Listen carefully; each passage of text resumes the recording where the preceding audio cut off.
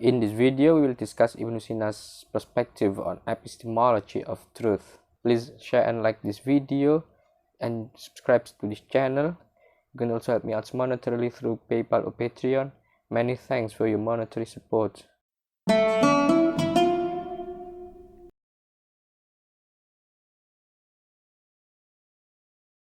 Ibn Sina views truth as the core of philosophy, which he referred to as hikmah or wisdom.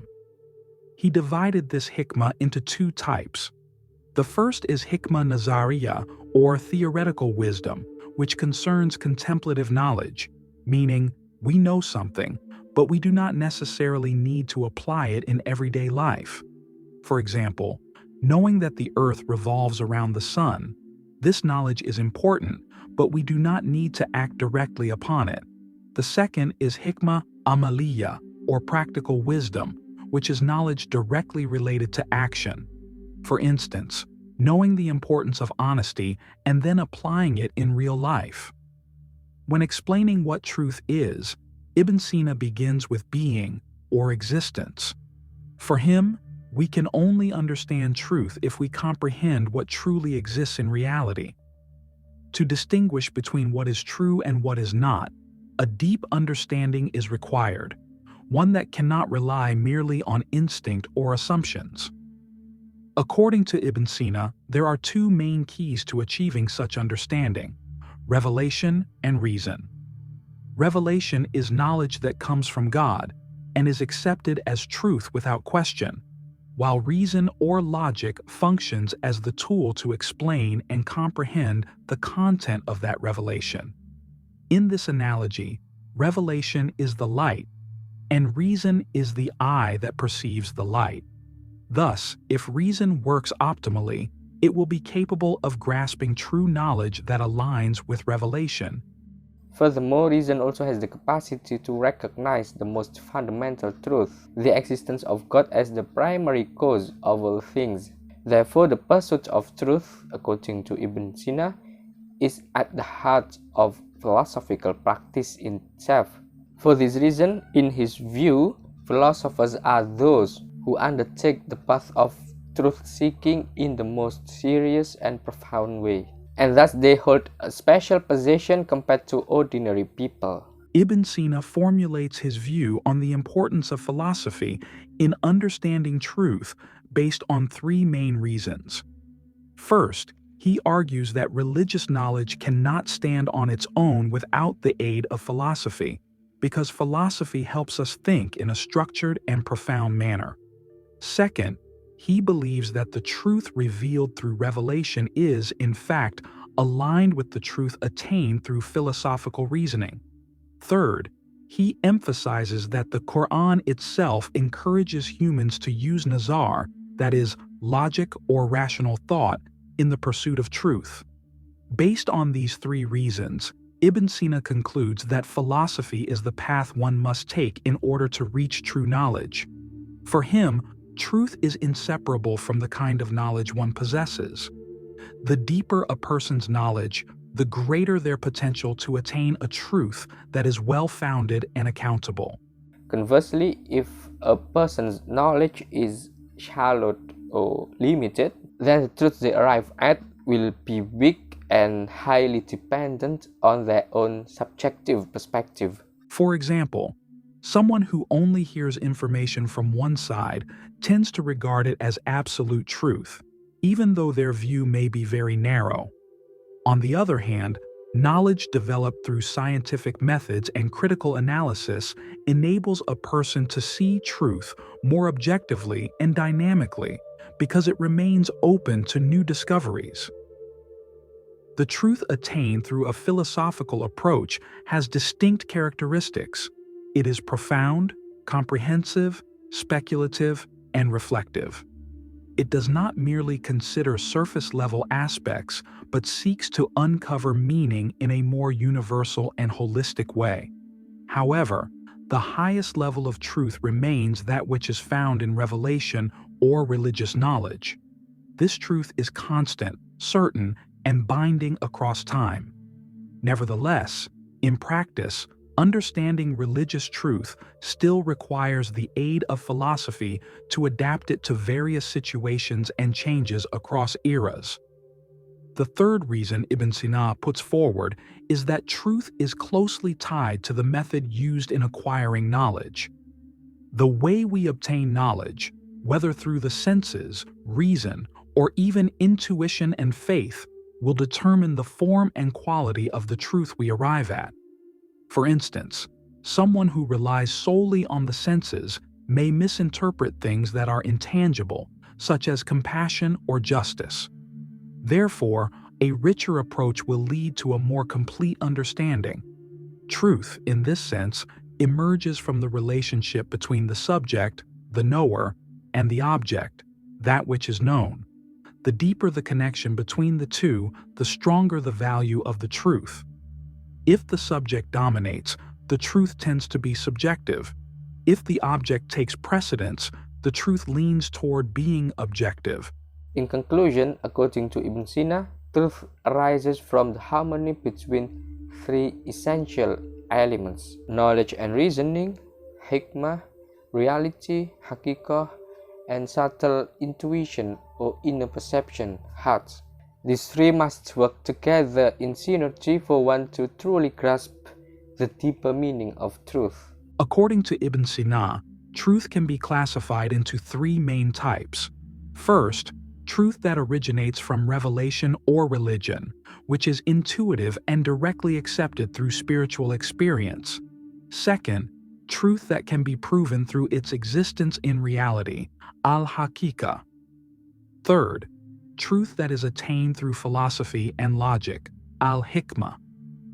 Among these three, Ibn Sina acknowledges that religious truth holds the highest position in the hierarchy, higher than what can be achieved by the senses or reason. Nevertheless, he strongly emphasizes the importance of the quality of knowledge, the method of thinking, and the relationship between the knower, subject, and the object of knowledge as the factors that determine the degree of truth. Within this framework, hikmah, wisdom, logic, haqiqah, reality, and hads, intuition, become key elements. In other words, a person's level of intelligence and subtle intuition greatly influence how deep and valid the truth they can attain is. For example, two people may read the same verse, but only those with refined intuition and deep knowledge can grasp its meaning more fully. Ibn Sina also pays special attention to reason within the structure of knowledge. He calls reason Kamal al-Awwal, or the first perfection. It is called so because reason functions to perfect human perception and the ability to act. With reason, a person can rationally distinguish between what is true and what is false. In this context, the soul, nafs, is also referred to as Kamal al-Awwal because it allows a being to develop into another species or form of life. For example, a human baby has the potential to become a scientist or an artist depending on how the soul and reason develop. Beneath the first perfection is Kamal Thaniya, or the second perfection, which includes the qualities or distinctive features inherent in a being. You can imagine this as the specific uniqueness that distinguishes one type of creature from another. For instance, birds have the ability to fly as their characteristic attribute. Moreover, Ibn Sina uses the term jism not only to refer to physical objects, but as a general term for categories or types of existence. He also uses the word tabi'i to denote natural things, as opposed to jism sina'i, which refers to man-made objects such as tables or clothing.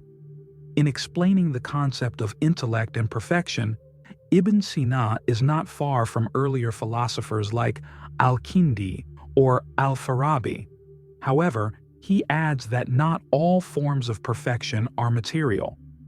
As an illustration, he gives the example of a king. A king is not perfect because of his body or appearance, but because of his spiritual existence or quality of leadership. Thus, True perfection, according to Ibn Sina, lies more in the spiritual substance rather than merely in the body or outward form. Ultimately, it can be concluded that Ibn Sina has a very broad view of intellect. He does not see intellect merely as a tool for logical thinking related to external actions or speech. For Ibn Sina, intellect encompasses the entire inner dimension of the human being, including the soul, nafs, the heart, qalb, and the spirit, ruh. This means that although something may appear logically rational, its truth must still align with these inner spiritual dimensions. For example, a person may construct a logical argument about justice, but if that argument does not touch the heart and does not reflect spiritual virtue, then according to Ibn Sina, it is not wholly true. Ibn Sina also divides the intellect into 4 developmental stages. First, al-aql al-hayulani, potential intellect.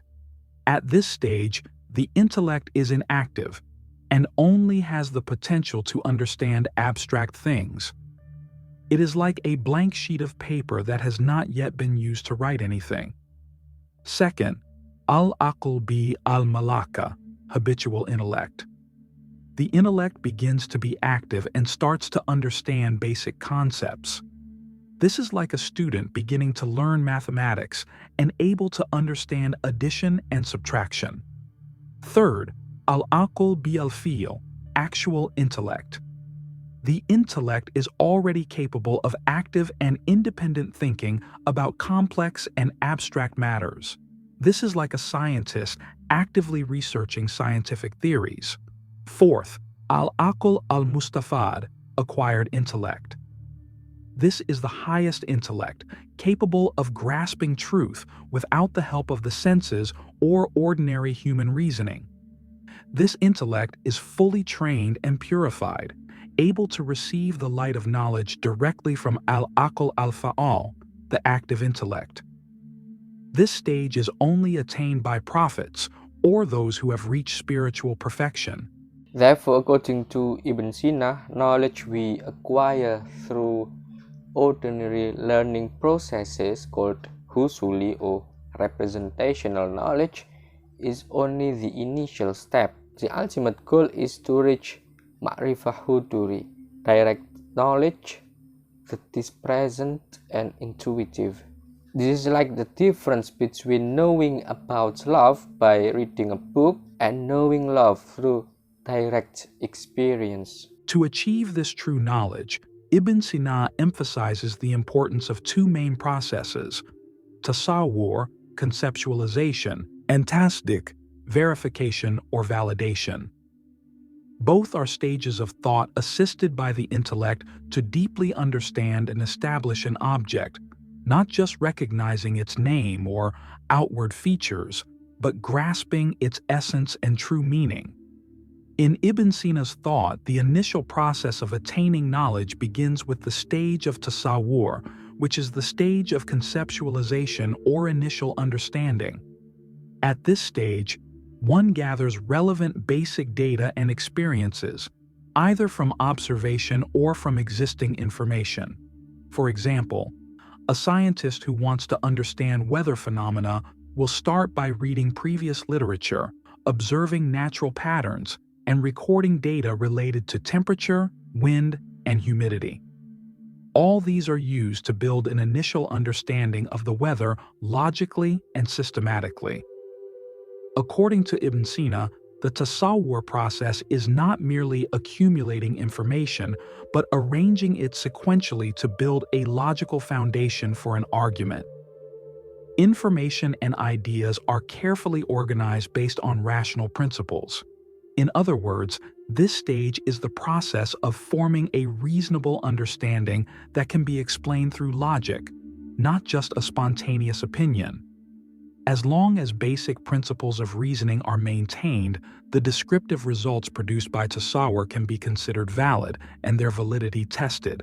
Ibn Sina explains that in tasawwur, fundamental questions such as what is it, how does it work, where is it located, and why is it so become the central focus. every concept or definition must be structured based on 5 main elements in classical logic, namely, first, genus, gens, which is the general category of something. For example, humans are living beings. Second, differentia, facil, the specific differentiator that distinguishes it from other categories. For example, humans think. Third, species, now, the combination of genus and differentia, humans as living beings who think. Fourth, common accident, ard am, a property that can be possessed by many members within a category, for example, the ability to laugh. Fifth, specific accident, ard ghas, a property possessed only by some particular individuals, for example, skin color or individual speaking style. However, Ibn Sina also emphasizes that constructing tasawwur does not depend solely on these 5 elements, but also on the context and complexity of the idea being discussed. After completing the tasawwur stage, the process continues to tasdiq, which is the verification of truth. Here, truth is not merely an idea that appears logical, but must also be supported by strong evidence. This stage can involve empirical testing, nazar, such as laboratory experiments, as well as rational reasoning. For example, to prove that water boils at 100 degrees Celsius at sea level, it is not enough to understand the concept of temperature and pressure. One must conduct measurements that can be tested and repeated. Thus, tasdik is the stage where the knowledge previously formulated in tasawwur is tested and reinforced with arguments and facts. These 2 processes, tasawwur and tasdik, cannot be separated, because truth can only be obtained when a concept is precisely defined and then convincingly proven. Therefore, truth, according to Ibn Sina, is distinctive and cannot be achieved by only one method. It demands clear definitions and valid evidence. This is why in Ibn Sina's philosophy, the thinking process is not just about proving, but also about deeply understanding and formulating ideas. Practically, the tasdik stage in Ibn Sina's thought begins with a recognition or statement that reveals the essence of something. At this stage, attention is focused on the word lafz, its contained meaning, dalala, and everything related to it. The reasoning process in tasdik is carried out using deductive logic, particularly through the method of analogy or qiyas. This means that when we accept a set of statements as true, we must logically also accept the conclusions that follow as consequences of those statements. From this framework, it can be concluded that Ibn Sina saw a meeting point between reason in philosophy and revelation in religion. At least 3 important points illustrate this relationship. First, reason holds a crucial position in the development of philosophy. Philosophy, for Ibn Sina, is a rational process to understand all existing things, al-mawjudat, as signs of God's existence. Thus, the use of reason in philosophy is not a form of rebellion against religion, but a way to realize the divine existence through contemplation of His creation. Although human knowledge is limited, humans are still commanded to nazar, to reflect and observe the existence of things. The deeper our understanding of creatures, the firmer our knowledge of the Creator becomes. Second, in seeking truth, humans must not forget the concept of truth itself, that valid truth is aligned with revelation. Ibn Sina points out that the Quran itself encourages humanity to use reason in understanding the universe. This use of reason, Ibn Sina clarifies, is inseparable from the use of logic as practiced in istinbat al-ahkam, legal deduction. The result of this rational process will lead to true and ethical knowledge, as long as reason is used within appropriate boundaries. In other words, reason will never conflict with revelation if exercised proportionally. Third, the entire working process of reason, according to Ibn Sina, always passes through two main pathways, tasawwur and tasdik. Tasawwur is the initial conception or image of something in the human mind, while tasdik is the proof and reinforcement of that understanding based on reality and valid arguments. These two stages complement each other and form the main domain for reason in understanding truth. Therefore, Ibn Sina places reason as the primary means for reading reality, al-mawjudat, and as a tool to reach convincing argumentation, al-burhan. Based on all these thoughts, Ibn Sina concludes that hikmah, wisdom, is the perfection of the human soul when it successfully grasps the deepest meaning of something and is able to express it in thought and action according to the human capacities it possesses. Whoever reaches this level of hikmah, according to him, has received a great gift of goodness. Thank you so much for watching. My special thanks is for Sean Wang. See you next time.